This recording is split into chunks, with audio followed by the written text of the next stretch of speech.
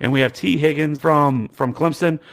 He's a little bit different than a lot of these prospects that we have coming out. He profiles more of that prototypical outside wide receiver, X wide receiver. I do know I've seen some people kind of talk about him and talk about his 40 time coming out of high school where he ran a 4.75, which I think that's something he'll probably likely improve upon. But do you think he needs to, really, go at like a 4.5 to be able to be considered, a day two prospect? Or is anything that's overblown for outside wide receivers? So that depends on what you want your outside wide receiver to do. If we're just looking at a guy like you want to put him in a DK Metcalf kind of role and just have him roam both sidelines, I think a 4.5 is probably it's fine. You definitely don't want him to be a plotter. You don't want him to be a guy that can't get in space and really, unless you really want to rely on his ability to separate in coverage and leverage himself against defenders. But guys of T. Higgins' stature overall, I believe he's sitting at 6'4", give or take. I think he's in the 220 range.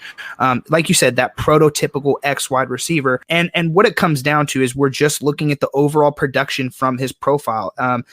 Didn't do much at age 18, didn't have the opportunity, but we see him break out at age 19. And mind you, while Justin Ross is seemingly also having a phenomenal year in 2018 at Clemson too. And then we see him this year. I know a lot of the concern was Justin Ross being the guy and kind of hindering T. Higgins again this year and kind of limiting him a little bit. But then we just absolutely see T. Higgins just absolutely go off this year. He's a guy that account for a lot of the receptions, that accounted for a lot of the receiving yards. I believe he nabbed about 14 yards per reception. I could be a little bit off there, but for the most part, he was a really dominant down the field wide receiver.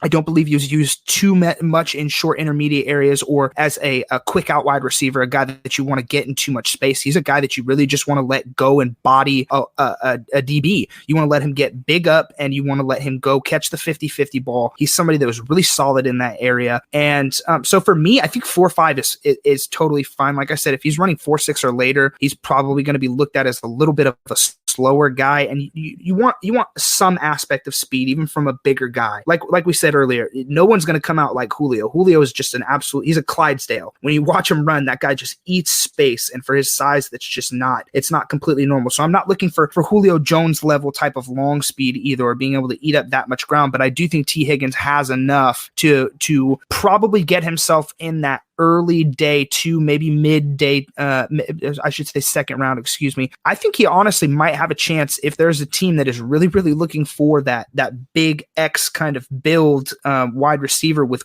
great hands and able to be a threat in the red zone and down the field. I would probably venture to say he might creep into the back end of round one. And in that case, we're looking at a really, really strong overall profile for a guy like T. Higgins, even if he is limited. I know I would like to use DK Metcalf here, even though DK was a little bit more of a physical freak coming in. This was a guy who showed well at age 19, did have some injury concerns, but could not have landed in a better place than Seattle, where he had one of the best downfield quarterbacks, one of the guys who's not, Russell Wilson is not afraid to launch the ball down the field. He's the most accurate percentage-wise off of play action, which allows body wide receivers to get down the field. If we're looking at T. Higgins in a situation like that, with round one draft capital, I'm spending that probably first round rookie pick on him, and I'm doing it comfortably. So I mean, with T. Higgins, some of the numbers you mentioned, yeah, I mean he's 6'4". I have 216,